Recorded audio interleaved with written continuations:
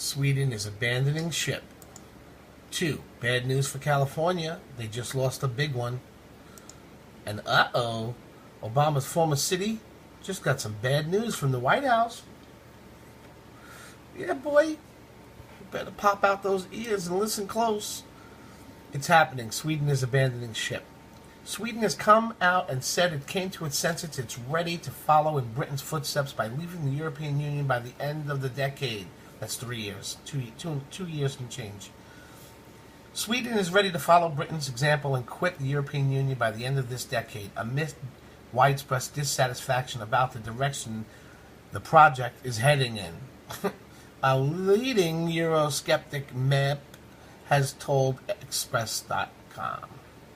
.uk or whatever.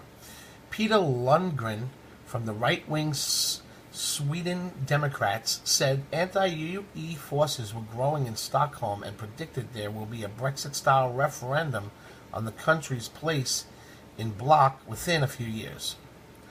His party, which is currently leading the opinion polls, plans to renegotiate Sweden's membership terms before putting them to public vote if it wins power in the next year's general election. And he revealed that many voters in the Scandinavian countries, which has resisted calls to join the euro, are alarmed by the direction the euro is heading in now and want to quit. A YouGov opinion poll carried out in January showed that 39% of all Swedes are currently in favor of leaving the bloc, around the same number of Britons who backed Brexit before David Cameron called for a referendum. I mean, what the hell? I hear some horrible things there. I'm surprised 98% of them aren't wanting out. But that's the same thing. See, what's happening in Sweden and all across Europe, all across the world, the media is telling them that they're racist if they talk bad about Islam or Muslims. Same thing there is happening here and there. Get it? So that's why only 39% want out. But it'll get bigger, and they will be out within 2 years. Next story. Bad news for California. They just lost a big one. Following a request to have federal agents to stop making requests at courthouses, AG Sessions and Homeland Security Secretary John Kelly have sent a letter to California Supreme Court Chief Justice saying they defend immigration arrests at courthouses.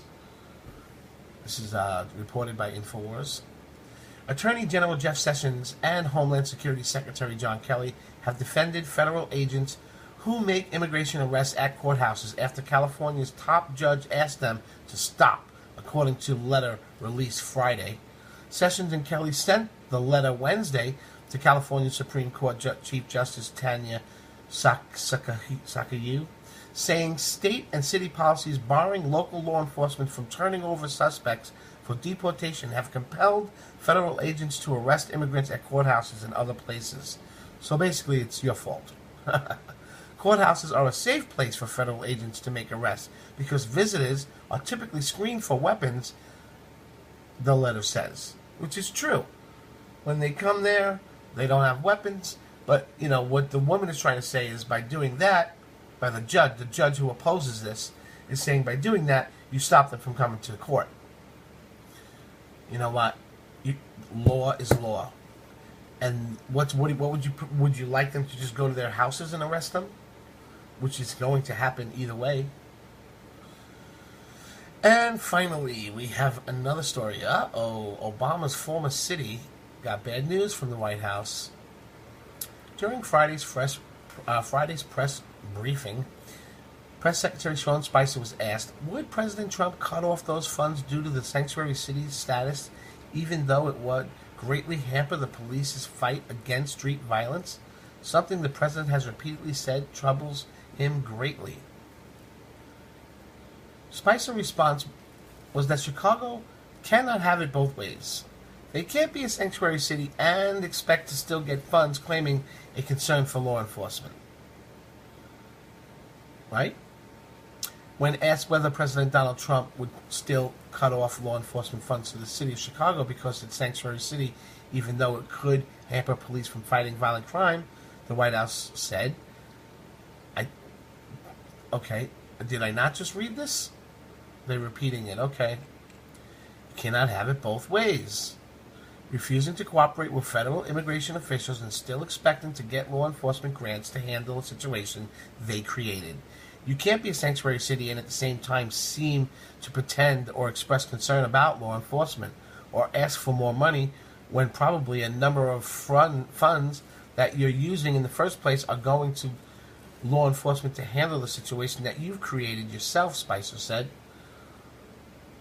Attorney General Jeff Sessions announced earlier this week, that the Justice Department would not only block sanctuary cities from receiving future DOJ grants, it would recoup federal funds it already sent to those jurisdictions. Chicago gets about $12 million a year from law enforcement assistance from the federal government. Would President Trump cut off those funds due to the sanctuary cities, even though it would greatly hamper the police's fight against street violence? They keep saying that. It's the third time they said. I mean, this is what they're doing when they're at the press conference. They're drilling it across. Street violence, street violence. Please, they don't care. Something the president has repeatedly said troubles him greatly. This is the third time I'm reading this, for some reason. It's interesting you talk about street violence and then we cut off the funding for sanctuary cities. I think it would be interesting to want to send more money to a city that is allowing people to come into the country who are breaking the law, who in many cases are committing crimes, many of gangs. And so you can't be a sanctuary city and at the same time seem to pretend concern about law enforcement or ask for more money when probably a number of funds that you're using in the first place are going to law enforcement